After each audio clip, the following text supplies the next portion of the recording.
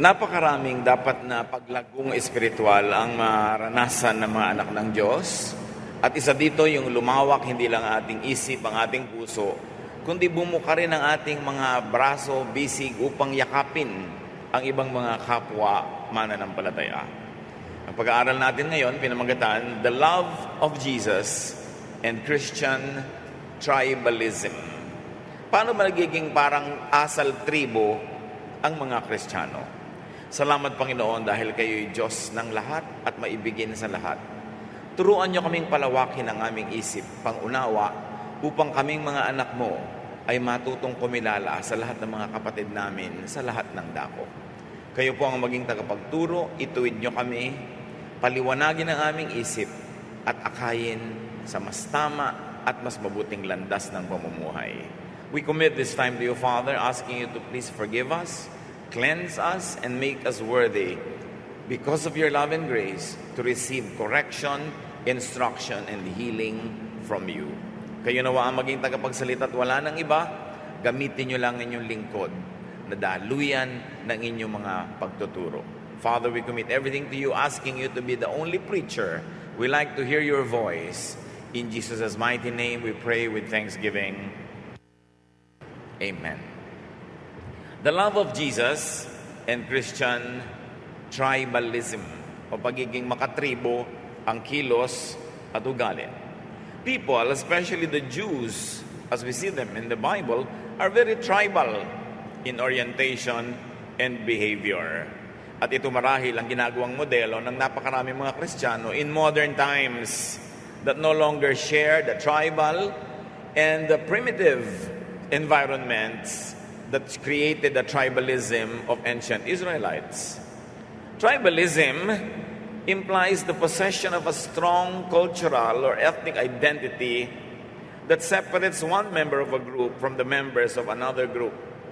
In other words, kung makatribo ang iyong pag-iisip, naghahanap ka ng laging maging kakaiba ka para mahiwalay ka sa mga ibang tribo.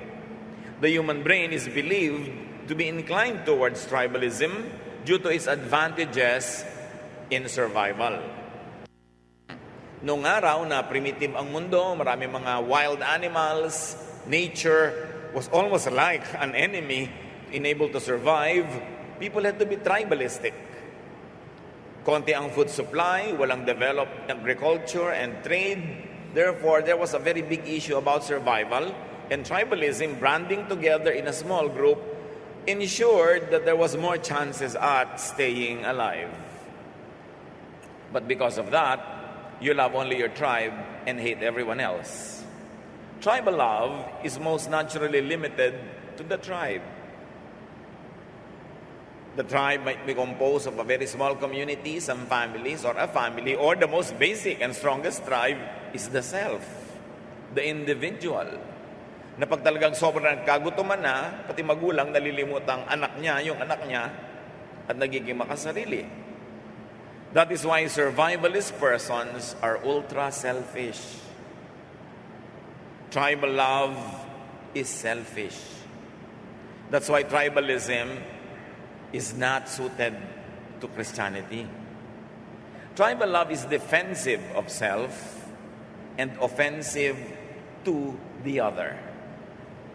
Laging ipinagtatanggol ang sarili at inuusig ang iba. Kasi sa tribalism, laging may other. Sila versus tayo. Ikaw versus ako. There was always an other to separate from. An other to demonize so that when you take away his food, you don't feel guilty. Total demonic naman siya. Laging may other to contrast with and avoid becoming liking and becoming alike. Kailangan ay hindi ko siya magustuhan at kailangan hindi ako maging katulad niya.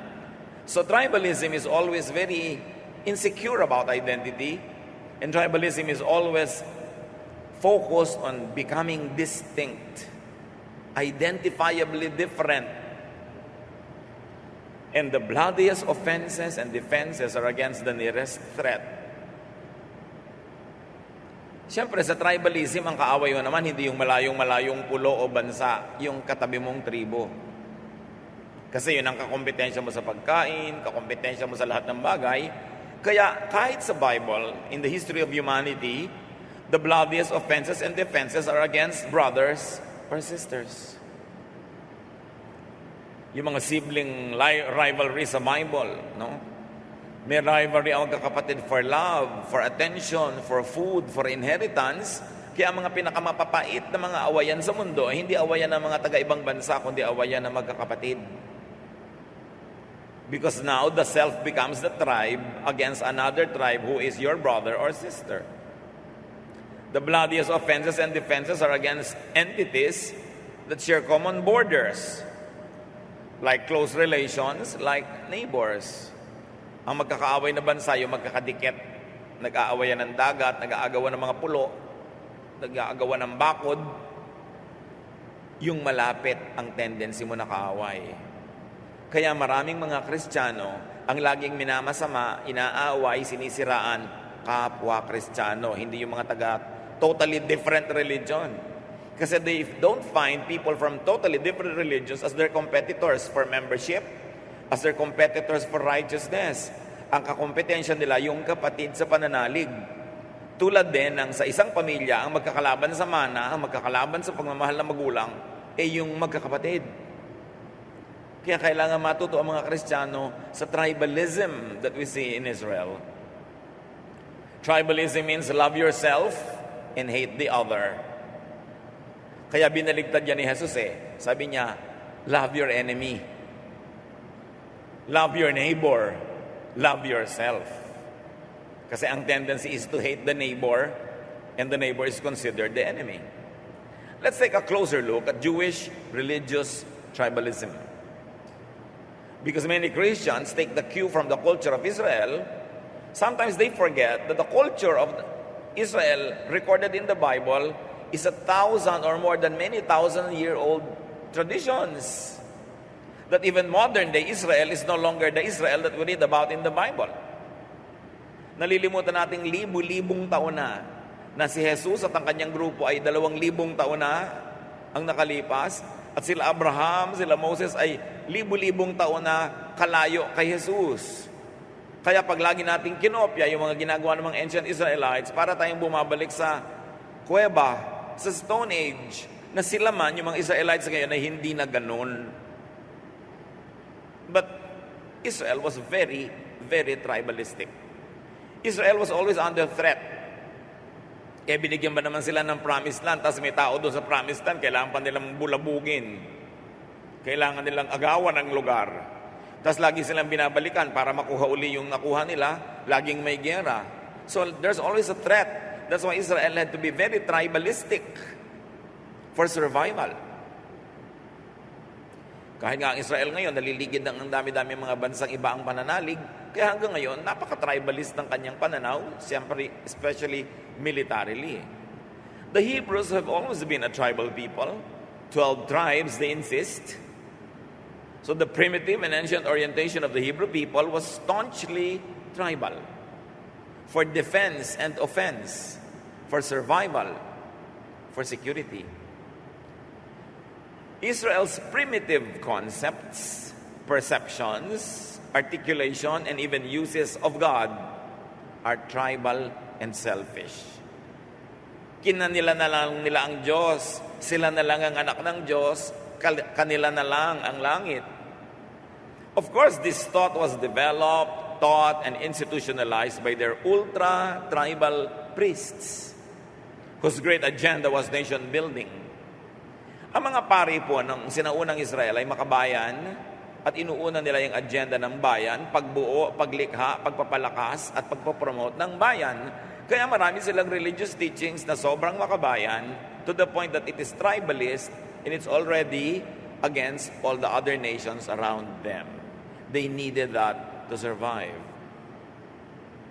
Their centrist and selfish theology informed their concept of God and their relationship with everyone else. Ang pananaw nila sa Diyos, ang pag-unawa nila at pagpapahayag nila tungkol sa Diyos ay laging kaakibat, kakambal ng kanilang insecurities, ng kanilang tribalism. Kaya kulang na lang, angkinin na lang nila yung Diyos, kanila na lang. Sila na lang ang pinagpala. At patayin na lang nila lahat yung mga kapitbahay nila. And they find excuse in that behavior in their theologies.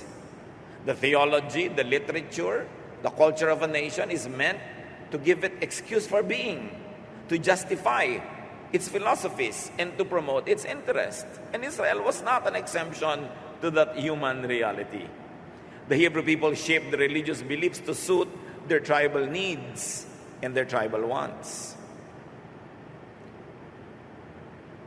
It also, of course,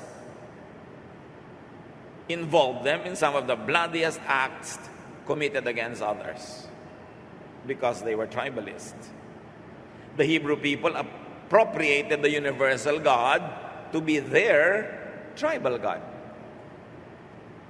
Ang pangunawa nila, ang pagpapakilala nila sa Diyos ay parang kalyan na lang. What else does tribalism do? Tribalism blurs the other's humanity. Pag tribalist ka, dahil gusto mo laging ikaw ang sumikat, ikaw lang ang mabuhay, at patayin mo yung kalaban, binubura mo yung mukha niya para hindi ka nakakakita ng mukha habang pinapatay mo siya. Binubura mo ang kanyang identidad, ang kanyang pagkatao, ginagawa mo yung kalaban mo na non-person. At isa sa paggagawa sa iyong kalaban na non-person ay yung babansagan mo. Kaya ang tawag nila sa ibang lahi are uncircumcised. Derogatory agad, no? The heathen, the Gentiles, para nawawala ng personalidad at lumalakas ang loob nila na ubusin yung mga kalaban nila without feeling any guilt at all. That's why many civilizations call the other civilizations barbarians, evildoers, outsiders, tagalabas, tayo, tagaloob. Therefore, pwede silang saktan without guilt. All of that is psychological conditioning. So you don't feel guilty when you do bad to the other person. Kaya yung mga regionalism, yung mga pagbabansag sa mga foreigner ng mga pangalan na nakakapagpababa ng kanilang pagkatao, that's part of tribalism. And sadly, Christians do that even now. Binabansagan nila yung mga ibang kongregasyon. Tinatawag nila ng mga pangkutya, panglalait, pagpapaliit ng mga pangalan at mga bansag para huwag silang mag-guilty pagkakapwa nila Kristiyano, pinipintasan, sinisiraan. Binibigyan nila ng mga pangalang nakakapagpababa ng reputasyon. Trabaho pa rin yan ng mga Kristiyano hanggang ngayon to call their brothers and sisters with funny names, with derogatory names, to give them labels. Siyempre, ang nagiging bunga niyan at ang pinanggagalingan ay bias and bigotry.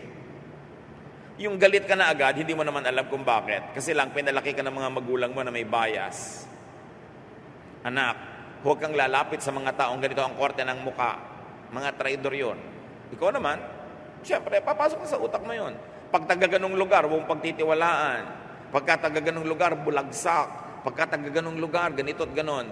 Mga bias, mga bigotry. Always based on the tribe. Kasi tagalabas sila. Hindi mo ka probinsya, hindi mo ka barangay, hindi mo ka babayan, therefore bad. Tribalism yon. Tribalism makes it easy to hate and annihilate the other. Ang tao kasi merong guilt pag gumagawa ng masama. So anong gagawin mo para huwag ka maging guilty pagka sinisira mo yung kapitbahay mo? Tawagin mo siyang aswang. Tawagin mong lahi ng mga mangkukulam. Tawagin mong mga kung ano-anong tawag. So, mga lasenggo, mga drogista, mga pabaya, mga makasalanan. Edi, kahit na muna yung pag-usapan ng pangit, gawa ng masama, hindi ka na nagigilty. Total, masama naman sila. Ang nakakalungkot, even Christians do that now. Di baling laitin mo na sila, half gospel naman sila, tayo full. Hindi bali nang pintasan mo sila, hindi naman inspired yung Bible nila. Bible lang natin ang inspired. Hayaan na nating lait-laitin sila. Total, hindi naman talaga sila ang tunay na church at tayo yung tunay. Yan ang tribalism. Tribalism, sanitized and endorsed by religious belief, could lose all hesitation to kill everyone else. What about the tribalism of Jesus? Was he tribalist? Well, the Lord Jesus is from the tribe of Judah. That is clear. Hebrews 7:13-14 says that. But Jesus does not make an issue about his tribal identity ever. Hindi niya ipinagmalaki ang tribo niya, hindi niya ginamit para maging superior siya sa iba, at hindi siya nanglait ng ibang tribo. In fact, Jesus crosses tribal boundaries to teach and to love. Very unique. Kakaiba sa panahon niya, revolutionary. For instance, Jesus calls Levi, though he is a breaker of tribal identity and loyalty. Sino ba si Levi? Tax collector. Tinawag ng Panginoon na maging disipulo niya. Bakit outsider sa mga Israelites kahit kalahi nila pag tax collector? Kasi yung tax collector, ang loyalty nasa Rome. Nangongolekta ng buwis para doon sa Roman conquerors. Therefore, etsyapwera sila sa Israel kahit kadugo. Pero ginawa ni Jesus, tinawag niya para maging alagad. Luke 5:27, later, Jesus went out and saw a tax collector named Levi sitting at the place for paying taxes. Jesus said to him, "Come with me." Kinagabihan, nagpa-dinner itong si Levi. Puro tax collectors and sinners din yung mga kasama doon, na kumbaga, kung tutuusin, outside their tribe sa mga banal na Israelites. Kasi siyempre, hindi naman kung mo Israelite ka, kakampi mo na lahat ng Israelite. May kanya-kanyang tribo pa rin, nag-aaway-awayan din sila. Tapos may social tribes pa. May mga tribo ng mga holy against sinners. May mga tribe ng mga lalaki against babae. May tribe ng mayayaman against mahihirap. Ang daming tribes. At ang ginawa ni Jesus, tinawid lahat yung mga tribes na yon. Kasi yun ang mensahe niya talaga. For instance, Jesus ministered to Samaritans who were considered outsiders already. Though they were technically part of the 12 tribes of Israel, pero galit sa kanila yung mga taga-South kasi ang tingin sa kanila, mababang uri sila ng mga tao dahil nakipagmabutihan sila sa mga foreigners several hundred years before. Kaya ang Panginoong Jesus ay makipag-usap sa babaeng nasa may balon, nagtaka yung babae, bakit nakikipag-usap sa kanya si Jesus na Hudyo, samantalang siya ay Samaritana. John 4:9 up to 24, "You are a Jew," she replied, "and I am a Samaritan woman." Magkaiba tayo ng tribo. "How can you ask me for a drink of water when Jews and Samaritans won't have anything to do with each other?" Jesus answered, "You don't know what God wants to give you, and you don't know who is asking you for a drink. If you did, you would ask me for the water that gives life." So tumawid si Jesus ng tribal lines to give the water of life, the living water. Kasi yung mga Samaritan hindi tatawid patungo sa kanya, siya ang tumawid. The woman insists on tribalism. Sabi niya, wala tayong pakialaman sa isa't isa, bakit ka nakikipag-usap sa akin? But Jesus introduces non-tribalism in order to love that woman. Kung ang mga Kristiyano, si Kristo lang ang gagayahin, mawawala yung mga tribalism na yan. Kung sino-sino kasi ang ginagaya. The woman said, to continue, "Sir, I can see that you're a prophet. My ancestors," ibig sabihin my tribe, "worship on this mountain. But you Jews," iba kayong tribe, "say Jerusalem is the only place to worship." Jesus said to her, "Believe me, the time is coming when you won't worship the Father either on this mountain or in Jerusalem." Kita niyo yung tribalism na yan na buhay pa hanggang ngayon? We are the true church. Sabi ng babae, kayo mga Hudyo kayo pinipilit nyo doon sa Mount Zion sumamba. Kami dito sa aming sariling bundok, Mount Gerizim, dito kami sumasamba. Kami tama. Habang kayo ini-insist nyo, kayo yung tama. Yun lang ang tamang lugar ng worship. We believe na yung lugar namin ang tama, kayo mali. Sabi ni Lord, maniwala ka sa akin babae. Darating ang panahon na hindi na mahalaga kung saang lugar sumasamba ang tao. Hindi doon sa Zion, hindi sa Mount Gerizim. Sasamba ang tao sa puso niya, sa espiritu, sa katotohanan. Isipin nyo, 2,000 taon ang sinabi ni Jesus na walang ganon. Hanggang ngayon, marami pang Kristiyanong ipinipilit na yung kanila lang simbahan ang tama. Sila lang yung tama, sila lang yung ligtas. Sinabi nga ni Jesus, darating ang panahon, lahat ng boundaries na yan mabubura. Ang mahalaga, nananalig ka sa Diyos, nananalig ka sa akin, sumasamba ka, burado lahat ang mga differences. So Jesus introduces faith and religious practice beyond tribal lines. Itinuloy pa niya, a time is coming and it is already here. Even now, the true worshipers are being led by the Spirit to worship the Father according to the truth. These are the ones the Father is seeking to worship Him. God is Spirit, and those who worship God must be led by the Spirit to worship Him according to the truth. Sabi ni Lord, alam mo, darating ang panahon, sa katunayan, narito na't nagsimula na ang mga tunay na mananampalataya ay sasamba sa katotohanan, hindi sa props, hindi sa lugar, hindi sa affiliation, hindi sa pangalan ng simbahan, hindi sa history ng simbahan, kundi siya diretsyong kokonekta sa Diyos sa pamamagitan ng pananalig at Espiritu. Tulad ng sinabi ni Lord, when 2 or 3 are gathered in my name, I am there in their midst. So yung 2 or 3, kailangan pa ba mag-member kung sa specific church? Kailangan ba? Nandun sila sa church na sinasabi nilang sila talaga ang pinagpala. When 2 or 3 are gathered in the Lord's name, He will be there. There is a church. And the foundation of the church is the presence of the Lord, not the name of the church. What's in the name? Laro lang ng mga letra yon. At sabi niya, at sa katunayan, yan ang mga mananamba na gusto ng Ama. Yan ang hinahanap niya, yung sasamba sa Espiritu at sa katotohanan, not along tribal lines. Truth or worship is false worship beyond tribal lines. To worship God in spirit and in truth. Kahit nasa bahay ka, makaka-worship ka doon. Hindi mo kailangan pumunta sa ilalim ng isang bubong na tinatawag na simbahan para ka maka-worship. Dahil nandun din ang Diyos sa iyong presensya. Siyempre naman, ang press release sa mga simbahan, pag hindi ka nasa kanila ay pupunta ka na sa impyerno. Natural, para ka pumunta. Pero maniniwala ka ba sa kabigha-bighaning kasinungalingan na yon? Ang Diyos ba who made heaven and earth stays only in specific spots and places to receive your worship? Eh bakit pa tayo ngayon nagsasama-sama? Pwede naman pala sa bahay. Mag-isa ka lang naman sa bahay, wala kang kadamay, walang magtuturo sa iyo, wala kang matuturuan, wala kang service. Siyempre, kaya may fellowship. Mahalaga yung fellowship, pero makakasamba ka kahit saan. Kahit anong pangalan ng grupo nyo, kahit wala kayong pangalan, pag naniniwala kayo kay Jesus, nandun siya. Therefore, may church. Kailangan na tayong makalaya sa kagilagilalas sa kasinungalingan ng pagpa-franchise ng mga relihiyon sa Diyos na parang outside of them, hindi ka pwedeng dumikit sa Diyos. Press release lang yon.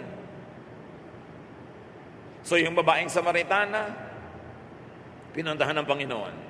Jesus also heals the Syrophoenician woman's daughter.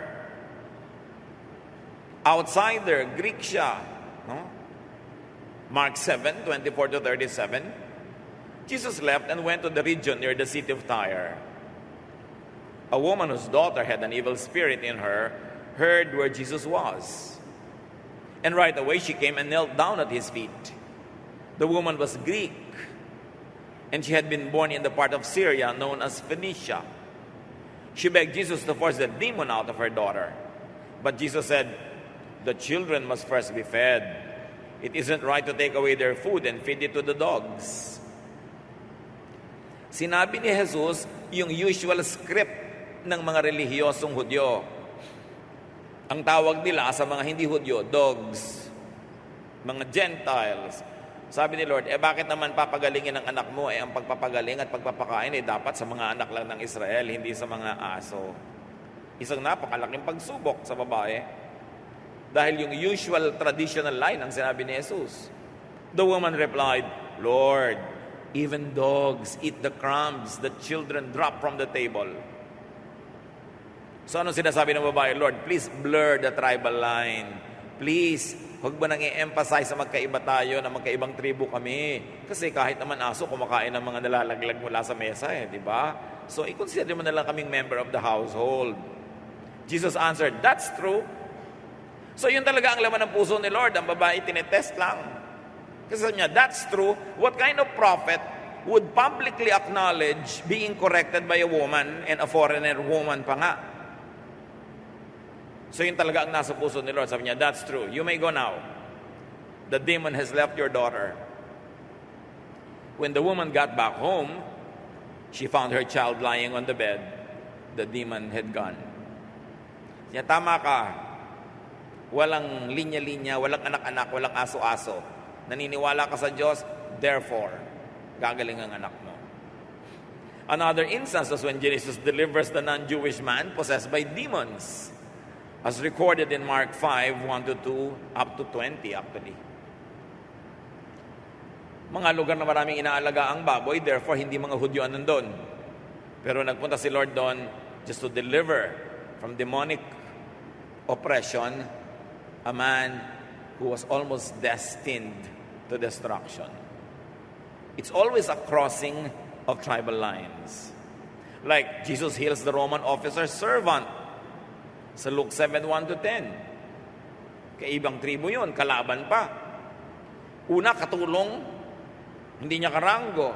Second, katulong pa ng kalaban ng Roman officer, pero pinagaling pa rin.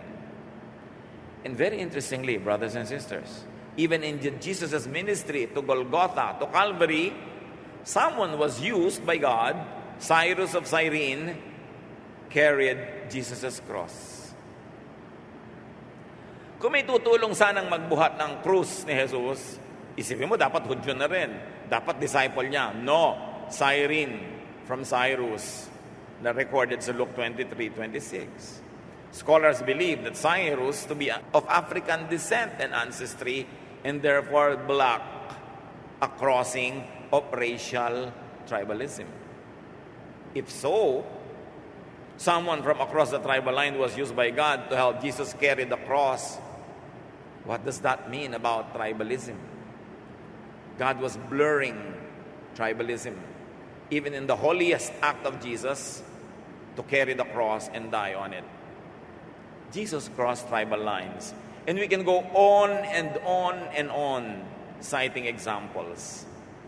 And because of that, crowds from Idumea and other non-Jewish communities also crossed tribal lines to follow Jesus. Hindi lang mga Hudyo ang sumunod sa Kanya, marami pang iba. Kaya nung ang Panginoong Jesus ay namatay sa krus, sinong unang-unang kumilala kung sino siya? A Roman soldier. Jesus is recognized by a Roman soldier. Kung sino pa yung pinakakalaban of all kalabans. Mark 15:39, a Roman army officer was standing in front of Jesus. When the officer saw how Jesus died, he said, "This man really was the Son of God." Everybody has been crossing lines. And at the very beginning of Jesus' earthly life, the wise men who were not Jews crossed lines to worship Him. As recorded in Matthew 2:1-12. They crossed the tribal line to go to Jerusalem, even a political, territorial line, to visit Jesus and worship Him. Mag-isip-isip kayo mga kapatid sa behavior na ginawa ng Panginoon, crossing lines, fellowshipping with everybody, being called a friend of tax collectors and sinners. Do you think that Jesus would oppose ecumenical gatherings today? As many tribalist Christians oppose to the highest heavens, fellowshipping with people of different sects and congregational color. Another look at the tribalism of Jesus. Jesus commands reaching out beyond tribal lines to all humanity. Ang utos niya, tawirin, bagtasin, buwagin ang lahat ng mga tribal divisions at mahalin lahat ng tao. Matthew 28:19-20. Go to the people of all nations and make them my disciples and teach them to do everything I have told you. And what did Jesus tell them? Love. Love your neighbor. Love even your enemy. Acts 1:8. Before Jesus went up to heaven, you will tell everyone about me in Jerusalem, tribe, and in all Judea, a bigger tribe, in Samaria, a different tribe, and everywhere in the world, all the tribes And the message is still the same. Love. Accept people. Forgive one another. Love one another. How about the religious tribalism of Peter, the other apostles, and Paul? Before their realization of many things, the apostles were very tribalist. Luke 9:53 to 54. But he was on his way to Jerusalem, so the people there refused to welcome him. When the disciples James and John saw what was happening, they asked, "Lord, do you want us to call down fire from heaven to destroy these people?" Can you imagine this tribalism? Yung mga tao ayaw lang makinig kay Jesus, gusto nang paulanan ng apoy ng mga disciples. Sunugin sila to hell with them. Luke 9:49 to 50. John said, "Master, we saw a man using your name to force demons out of people. But we told him to stop because he isn't one of us." Don't stop him, Jesus said. Anyone who isn't against you is for you. Naku, meron pong nagpapagaling doon. Nagpapalaya sa mga demonyo sa inyong pangalan, hindi naman member ng ating grupo. Hindi naman natin kasekta. Hindi member ng ating kongregasyon. So pinigil namin. Sabi namin, wala siyang karapatang gamitin ang pangalan ni Jesus dahil hindi siya one of us. Sabi ni Jesus, huwag niyong pigilin. Sino mang hindi niyo kalaban, ay kakampin niyo. Puwera sila, yun ang gusto mangyari ng mga disciples para sila lang ang tama, sila lang ang may authority, sila lang ang bida. Dapat yung iba walang authority because they are not one of us. But Jesus told them, recognize them. They are not your enemies. They are your friends. Yung mga religious people kasi kung bakit hindi pa kontentong tama sila dapat sila lang ang tama. Hindi sila kontentong anak sila ng Diyos, dapat sila lang ang anak ng Diyos. Tribalism. Si Paul, ano ang tribalism niya? Acts 9:1-2. No, ang pangalan pa niya is Saul. Saul kept on threatening to kill the Lord's followers. He even went to the high priest and asked for letters to the Jewish leaders in Damascus. He did this because he wanted to arrest and take to Jerusalem any man or woman who had accepted the Lord's way. Now within Judaism, gumawa sila ng panibagong bakod. Yung mga naniniwala kay Jesus, ibang tribe yan. Dapat silang lipulin, dapat silang ikulong, dapat silang ubusin. Ubusin ang mga taga-ibang sekta. After a while, anong nangyari sa kanila? First, the apostles. Sa book of Acts, on the day of Pentecost, when they were filled with the Holy Spirit, what did the disciples do? Ang dami nilang mga kalahi na nandun sa Jerusalem para sa piyesta, pero taga-ibang bansa at iba na ang mga languages sa kanilang sinasalita sa tagal nilang naninirahan abroad. Nadinig ng mga ibang mga Jews na galing abroad, yung mga disciples speaking to them about God in their own languages. The apostles spoke in various tongues or languages, breaking the strongest tribal distinctive language. Yan ang pinakamatibay na identity ng tribo, language. Mga Pilipino, pag nasa abroad, siyempre, may mukhang Pilipino, hindi ka naman sure, baka Thai, baka Malaysian, baka Indonesian. So sasabihin ng Pilipino, balut! Pag may lumingon, Pinoy. Language. No? Nagkakakilalan. Kabayan, may titingin. Language.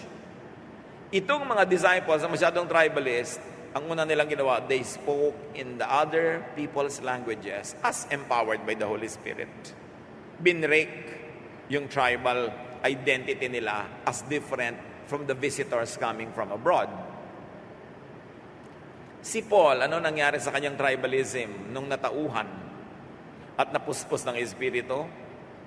Galatians 3:28, faith in Christ Jesus is what makes each of you equal with each other, whether you are a Jew or a Greek, a slave or a free person, a man or a woman. So pati si Paul, one of the greatest church planters of all time, now was teaching, equal lang kayo, pare-pareho kayo. Basta naniniwala kayo kay Jesus, pantay-pantay kayo. Kaya kayo ay Hudyo o Greek. Sa kanila kasi dalawa lang klase ng tao, Jew or Greek, Jew or outsider. Yung sa Greek, nandun na lahat ng nationalities. Outsider, foreigner. A slave or a free person. So it was a social divide.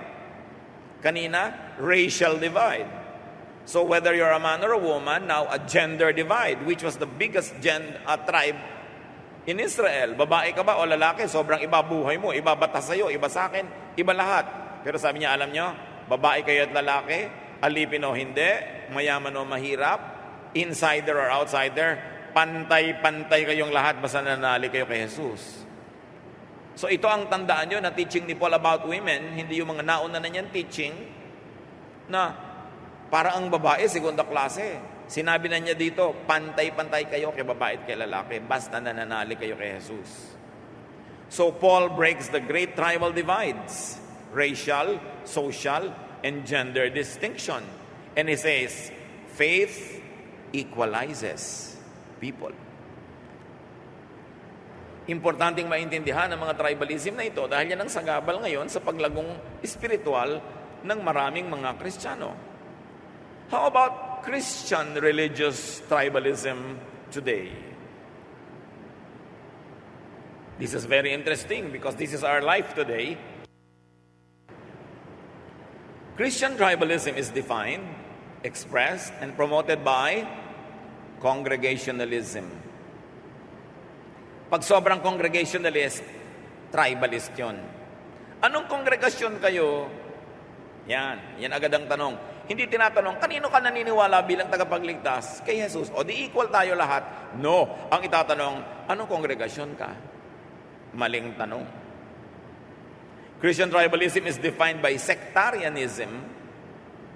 O sige, pare-parehong protestante, pero anong sekta ka? Pare-parehong evangelical, pero anong grupo ka? Tribalism. Meron pa, Christian tribalism is promoted by distinctivism. Distinct kami. Meron kaming distinctives. Iba kami sa inyo.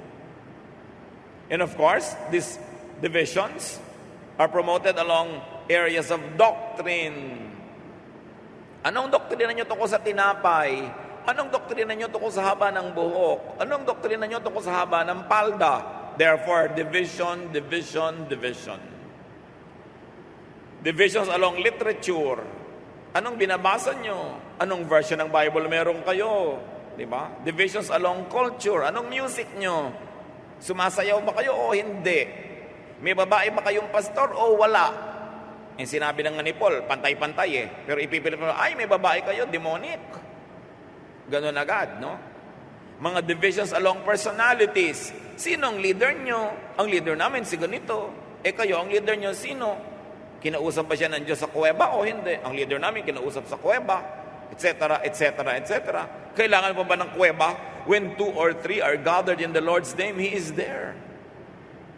Ba't kailangan mong ibase ang pagiging tama mo kung sino ang founder nyo, kung sino ang leader nyo? Yung personal mong relasyon sa Diyos ang nagpapatama sa iyo. Hindi kung kanino kang anino nakatago. Hindi kung kaninong member ka nakasali. Si Paul, sabi niya sa 1 Corinthians 1, 10-13, itinutuwid niya yung mga ganyan divisions. Get along with each other. You keep arguing with each other. Some of you claim to follow me, while others claim to follow Apollos or Peter or Christ. Has Christ been divided up? Sabi ni Pablo, magayos-ayos nga kayo. Puro pagtatalong alam niyong gawin. Puro pagpapagalingan ang inaatupag niyo. May nagsasabi pa sa inyo, sa akin kayo sumusunod. Meron kay Pedro, meron kay Apollos, at meron naman kay Kristo. Bakit hati-hati ba si Jesus? Iba ang ibig sabihin niya. Isa lang yan. Huwag kayong magtalo-talo. Religious tribal love is limited to the local church. Mahal yung church, pero yung church lang niya. It is limited to the sect, to the congregation. Religious tribal love is defensive of self and offensive to the other congregations. May mga bansag May mga name calling.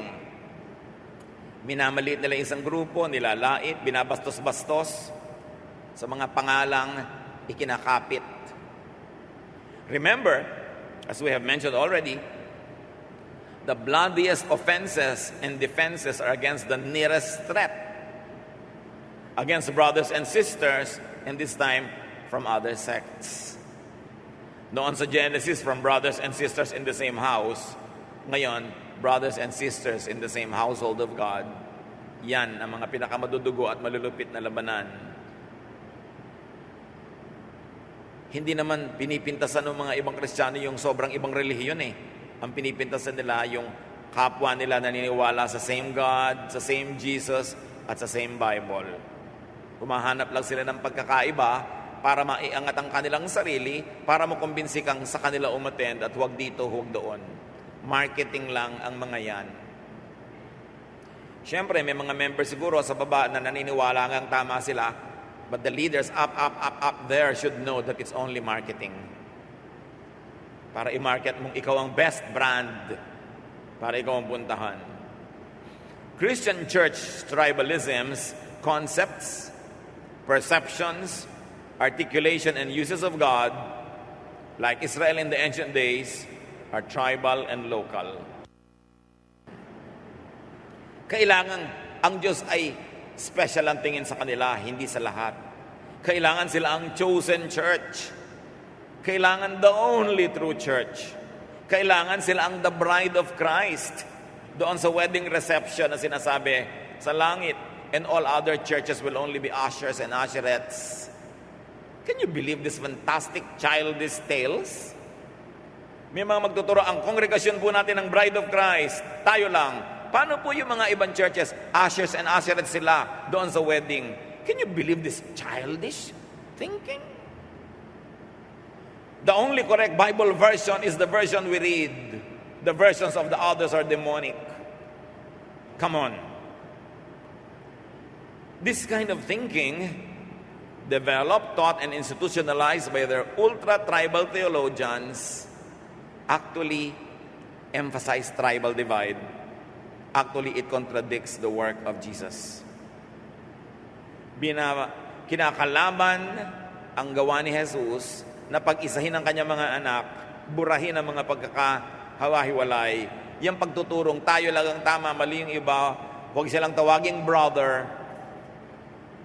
Yung kanilang word na brother, hindi ka tatawaging brother. Kasi hindi sila sure. Kahit na-baptize ka na nung iba, pag lumipat ka sa kanila, ibabaptize ka ulit kasi baliwala yung baptisin ng iba. Bautismo na lang tama. May mga churches na kahit pastor ka, hindi ka tatawaging pastor ng members ng church na yon. Ang tinatawag lang nilang pastor, yung pastor ng congregations nila. Ang itatawag lang na sa'yo siguro, brother, at pasalamat ka kung tinawag kang brother, buti nga tinawag ka pang brother. This kind of mentality. They do not need to be just correct. They need to be the only correct one. Tribalism. Their tribal theology informs their concept of God and their relationship with all believers na superior sila. Kailangan superior sila. Direct link to the apostles sila, ikaw hindi. There is a manipulation of history to brainwash those that believe in them. But remember, when 2 or 3 are gathered in the Lord's name, He is there. You have a church. So, anyone who believes is linked directly, instantly to Jesus. That is the truth. That is believing and worshiping in truth and in spirit. Tribalism says, and to make it easy for our conscience, let us call them names. Let us give them derogatory labels. Let us caricaturize them so we can make fun of them. Let us blur their identity and humanity so we don't feel guilty speaking like unbelievers about and against them. Papakonsuelo sa konsyensya na hamakin nila ang kapwa mananalig para huwag silang mag-guilty pag nililibak-libak nila. Tribal Christians shape their religious beliefs to suit their tribal needs, wants, and to demonize and therefore subdue and dominate the other. Ang goal ng tribal Christians, madomina yung iba. And within the same local tribalist church, ang goal ng leadership is to dominate the members, to control them, even the private lives that they live, to police them, and to continuously make them accountable to them. May mga hukuman sila na nililiti sa mga nagkakasala, binibigyan ng mga parusa, samantalang hindi pa nagja-judgment day. Salvation pa ngayon, hindi pa judgment. Observe this, brothers and sisters. Many tribalist Christian denominations that came from America originate from states where slavery and racism were practiced and institutionalized in society at large or in the church itself. Maraming mission sa Pilipinas galing sa Amerika. Maraming mission na nakarating dito galing sa mga states sa Amerika na daang taon na may slavery, may racism. At sa mapa, yung mga pula sa South, yan yung mga Confederate States na nakalaban ng mga taga-North, nag-civil war sila dahil sa South, gusto nila may slaves. Hundreds of years, nanguhuli ng mga tao sa Africa, ibinebenta sa mga slave markets, meron silang free labor sa kanilang mga plantations. Ang kanilang mga churches, kahit Christian at may verses sila, hindi pwede mag-church yung mga Negroes. May segregation at ang pang-justify nila, Bible verses. Yes, they had segregated Christian churches. And they had verse-based pro-slavery doctrines. And even fought wars for such doctrines. Ang pinaglabanan talaga ng napakadugong civil war sa Amerika ay slavery. And the southern states wanted slavery forever. They wanted black people to be their free laborers. At mababa ang pagtingin nila, very racist. Gusto nila, controlled nila yan. So like the American Civil War of the 1861 to 1865. And where from the American South, where many Christian missions of the Philippines come from. In the name of God, using Bible verses, they wanted to subjugate a race. Racist, controlling, and they wanted slavery. So in the Deep South, up to now, until very recent history, many people in these places, though not loud, could still believe deeply in the racial or philosophical superiority. And if they were Christians, they could imbue those in theology. Hindi lahat. Hindi natin sinasabing lahat. Pero pagka dun galing yung missions, suriin mo kung merong nalalabing mga bakas ng mentality na may mga slaves dapat, racism, separatism, tribalism. Merong other, very clear. We pray and we hope that it no longer exists, especially in modern times. But in case that you wonder why some churches are very separatist, very tribalist, very self-righteous, very condemning of others, i-trace nyo baka galing sa South. At hindi naman lahat ng galing sa South ganon. We pray not. Pero i-trace nyo dahil may posibilidad na may mga latak ng master-slave mentality yung mga tao. Kaya very controlling and very tribalist. In their need to be superior, they demonize the other. Ano yung other? Sa mga missionary, tingnan natin mga missionary naman. Ano yung other pag Kristiyano? The other culture, like musical forms and instruments. So pag galing sa mga ganyang background ng missionary, pagpunta niya sa isang bansa, sa isang kultura, demonic ang music doon, demonic ang culture doon, lahat palitan, gawing culture nila, music nila, kasi yung kanila, sacred. Naniniwala ba kayo sa ganon? Demonic yung ibang Bible versions, kanila lang ang tama. Demonic yung ibang seminaries, seminary lang nila ang tama. Therefore, demonic yung other churches. Kaya huwag kayong magtataka kung sobrang mapanglait, mapanglibak, sobrang separatist. Because as long as you are the other, you could only be of the devil. Tribalist attitude yon to justify their self-proclaimed superiority and to justify their evil behavior towards you. Sadly, many global missions come from these areas where much cultural insecurity, defensiveness and offensiveness and bigotry could still be very much alive. Even in the global church today, yung sobrang mga bigots, sobrang mga bias, sobrang malupit sa kapwa, sobrang manghusga, marami galing sa South. Hindi lahat, pero marami. The people they convert get to receive not only Christ, but also the contradictory culture of self-righteousness, domination of others, control of members, a lot of anger and hatred that their missionaries could bring, intentionally or not. And their converts could learn and then ferociously promote because of their ignorance. Sa kakulangan ng kaalaman sa kasaysayan, sa kultura, hindi lang natatanggap ng mga tao yung Kristo na dala ng misyonero, natatanggap din niya yung bias, yung bigotry, yung separatism, yung judgmentalism, nahahawa din. Isinusumpa rin niya ang sarili niyang kultura, ang sarili niyang bayan, ang sarili niyang kulay, ang sarili niyang wika, at ang ginagamit lang niya ay yung kultura, musika, wika ng misyonary. Mga kagilagilalas na panglalait at ang pangdudusta sa iba't ibang lahi sa mundo na nanggagaling sa mga seminaryo at mga misyonero na nasa mga lugar where slavery and racism were institutionalized and even they went to war for. So look at the map and see where slavery and racism was widely practiced and institutionalized. America had to fight a civil war for this. Yung mga pula, the Deep South, dyan yung slavery, dyan yung racism, dyan yung mga kalupitan sa kapwa na ginagawa kahit ng mga church people, and they even use verses to justify their bad behavior. Then check if your local church is a fruit of foreign missions that originated from there.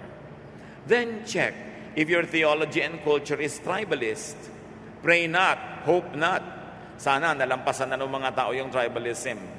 But consider these questions and answer them with a yes or no. God is the foundation of all churches that believe in Him. Anong sagot? God is the foundation of all churches that believe in Him. Yes or no? Yes. But God loves only one sect, one congregation, and hates all other churches. Yes or no? Alam niyo yung sagot.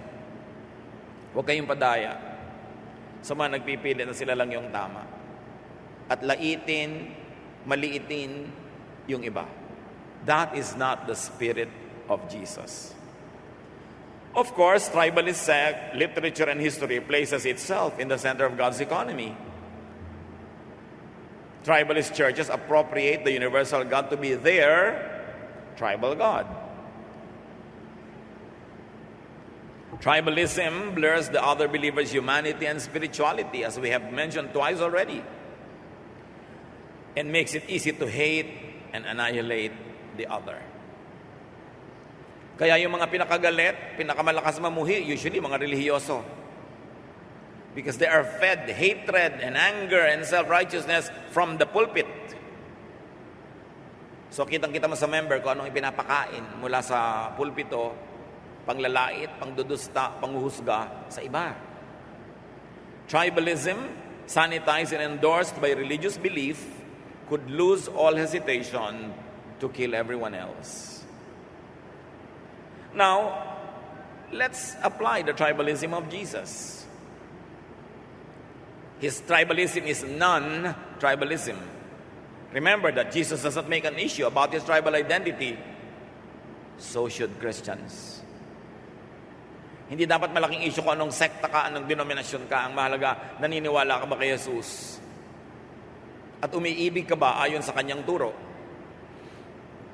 Remember that Jesus crosses tribal boundaries to teach and to love. So should Christians. Non-tribalism, unbranded and generic humanity is the path to Christ-likeness. Sino man ang gustong maging kawangis ni Kristo ay dapat kumilala sa kanyang kapwa bilang kapatid at sa kapwa mananampalataya bilang kapantay, hindi inferior. God's people have to be humane, fully humane, so that they could graduate from being human to being spiritual. Kailangang lubusin mo muna ang pagiging tao at makatao bago ka lumampas sa pagiging tao at maging spiritual.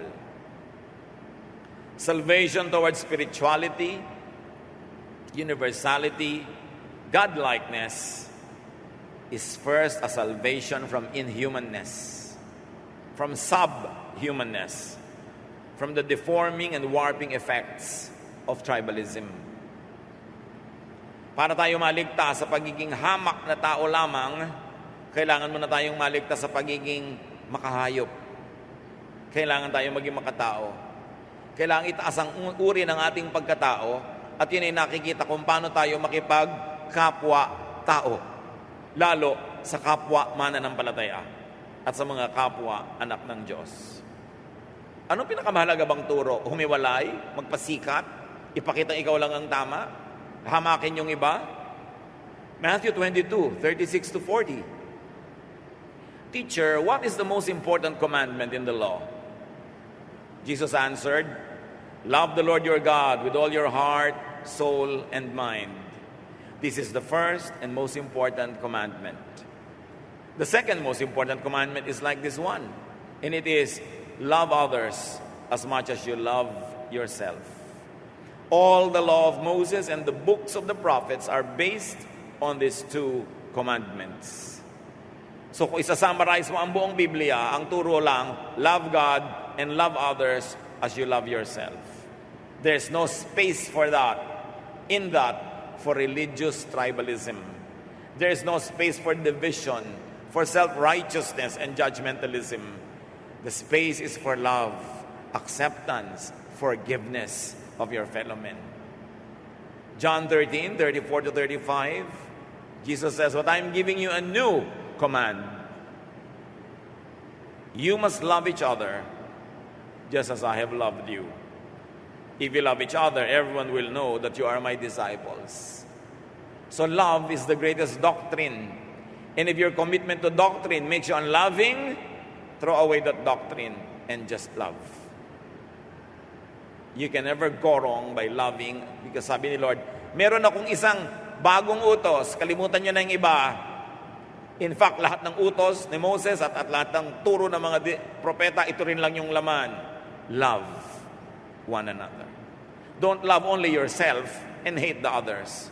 Love your neighbor as you love yourself. Religious tribalism has no place in the economy of Jesus' love. It has no place in the Christian church. The church must reform. 2,000 taon na ng pagtatalo-talo, pag-aaway-away, paghahati-hati, pagsisiraan, na ang nagiging bunga lang, nagmumukha tayong katawa-tawa sa tingin ng mga hindi mananampalataya. Lalo lang sila nagkakaroon ng dahilan para hindi makinig sa atin. Kasi sabi niya, kayo nga ang gulo-gulo eh. Leave me alone. Kasi nga ang gulo-gulo ng mga anak ng Diyos. Jesus prays in John 17:11, and now I am no longer in the world, but they are in the world, and I am coming to you. Sabi niya sa Ama, Holy Father, protect them in your name that you have given me, so that they may be one, as we are one. Yan ang gusto ni Lord na mangyari sa kanyang lahat ng mga anak, maging one. Sabi niya, I have sheep that are not of this fold. Sabi niya, if anyone is not against you, he is for you. In other words, don't treat fellow believers outside of your circle as enemies or as competitors. Treat them and love them as you would love yourself. Religious tribalism has no place for Christian unity. Unity cannot happen when people are tribalist. And unity is what Jesus wants. Religious tribalism has no place in Christian unity because it will always divide.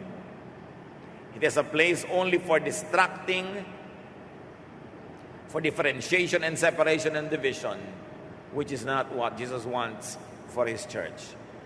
To be a Christian, be church, be Christ-like. Do a Jesus.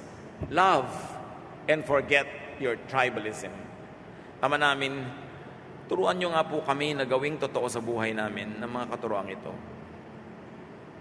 luminaw sa aming isip na hindi kami kailangang maging superior sa iba. Sapat ng kami tama. Hindi kailangang maliin yung iba. Sapat na anak nyo kami, hindi kailangang kami lang ang anak nyo. At sapat na kami ligtas, hindi kailangang kami lang ang ligtas. Palinawin yung isip namin, Panginoon, ang aming paglingkuran ay yung katotohanan that Jesus wants the church to be one and united. That whatever we do as individuals, as members of congregations, should contribute towards the unity of all believers and not division. Alisin mo ang aming mga kayabangan at kahambugan na kami lang ang tama, kami lang ang tunay na anak mo, at turuan mo kaming maging maibigin tulad ng iyong anak na si Jesus, who crossed tribal lines, who crossed all divides to love people. Pagbulay-bulayan natin mga kapatid at i-apply sa ating mga buhay ang mahalagang turo ng Christian unity.